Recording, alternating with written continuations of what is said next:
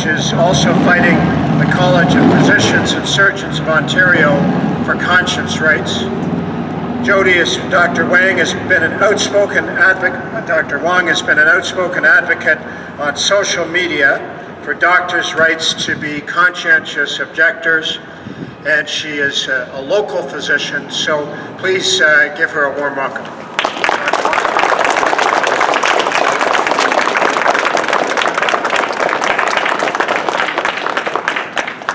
Good afternoon. Thank you for everyone who's here today to listen to us. I thank you all for the opportunity to speak out publicly about this issue and to ask that we get your support in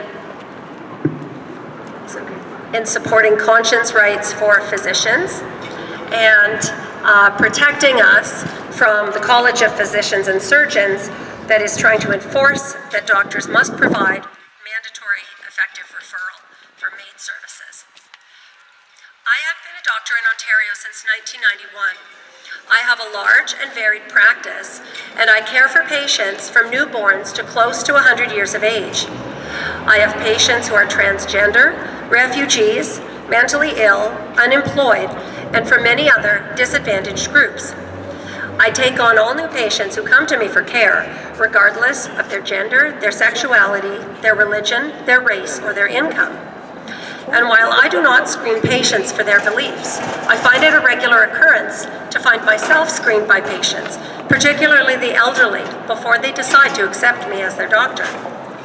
Patients ask me sometimes very frank questions about my beliefs and views, and I try to answer as honestly as I can. I have been asked, if my children were in charge of my care and they wanted to end my life, what would you do? Or, if the law said you had to do something and you thought it was wrong, what would you do? And finally, one day, if there are no Catholic doctors, who will take care of me? Healthcare professionals and legislators alike will agree that medical assistance in dying is an issue that elicits very passionate opinions. It will come as no surprise that opinions range from enthusiastic support to adamant refusal to participate, and emotions on this topic are as passionate as they are because these issues force us to face some of the most fundamental questions of life. Why do we suffer? How do we meet the end of life? How do we respect the wishes of one we are caring for? Is it ever right to end a life? How do we decide what our response should be? This is not the time or place to examine these questions, but we must recognize that the yardstick by which we determine our answers to these questions is different for each one of us. Given our broad multicultural fabric, for some of us it may be the Bible, for others it may be the Torah or Koran.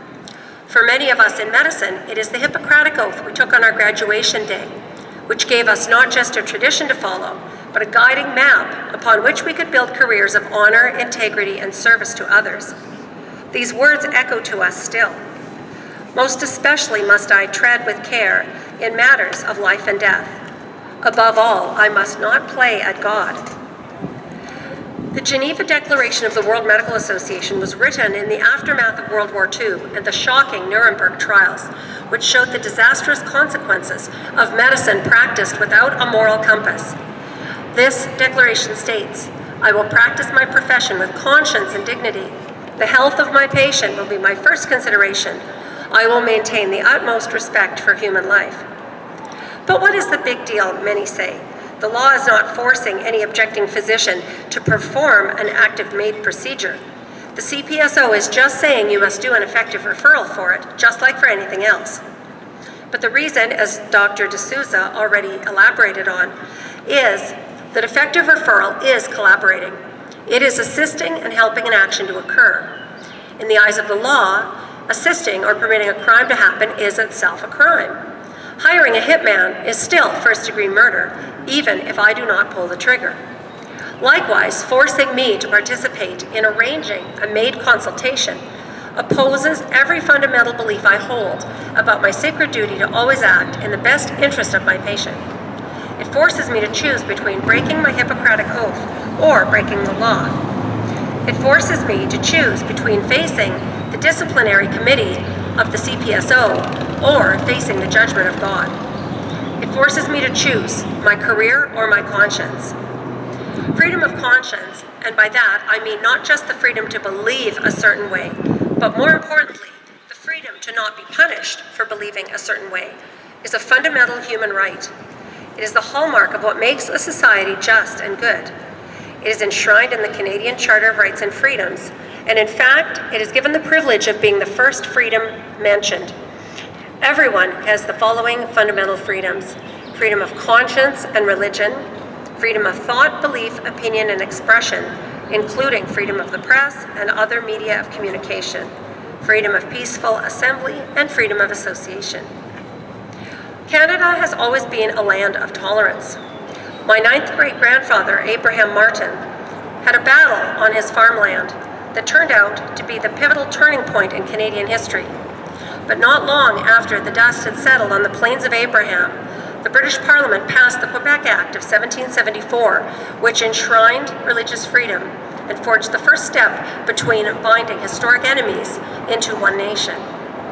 Because of the tension which existed between these two cultures, it was essential that religious tolerance and freedom hold a prominent place in every single act which advanced us toward Confederation and beyond. In fact, it is difficult for me to believe that today, in 2017, a group of citizens must plead the Parliament for protection of one of our most fundamental rights as Canadians. It does not have to be this way. When abortion was legalized in Canada, clinics were set up to allow patients direct access, precisely because conscientious objectors were seen as an impediment to patients who wanted abortion services. Now, as we see MAID legislation take effect in many countries in Europe and in Canada, we see the same framework being constructed, because any issue so heavily laden with moral and ethical overtones will obviously find physicians ranging all over the spectrum, from complete refusal to participate to total embrace of what they see as a new treatment. Access is always more consistent if physician referral is removed from the equation. A direct telehealth initiative would remove all barriers to patient access and also protect the conscience rights of physicians. Our Prime Minister, Justin Trudeau, said these words: "My idea of freedom is that we should protect the rights of people to believe what their conscience dictates, but fight equally hard to protect people from having the beliefs of others imposed upon them." All of the doctors who have presented as conscientious objectors share one thing in common, and that is that we all went into medicine to help people. My daughter Tian Yi is in medical school in Ireland, and she fears that her dream of one day practicing family medicine in Ontario will not be possible unless conscience rights are protected. I myself have given 27 years of my life to medicine. It is hard for me to convey the discouragement I feel knowing that I may soon have to make the heartbreaking choice between my conscience or my patients. I therefore ask all of you here today to support the doctors in conscientious objection. Protecting our rights of all the physicians in Ontario is not a Catholic issue or a Christian issue, and it's not even a pro-life issue. It is simply a fundamental human rights issue. We have become now the first jurisdiction in the democratic world to see a group of individuals without conscience protection.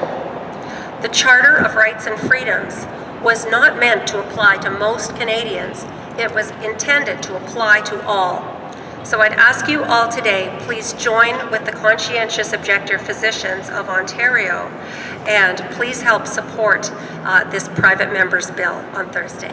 Thank you.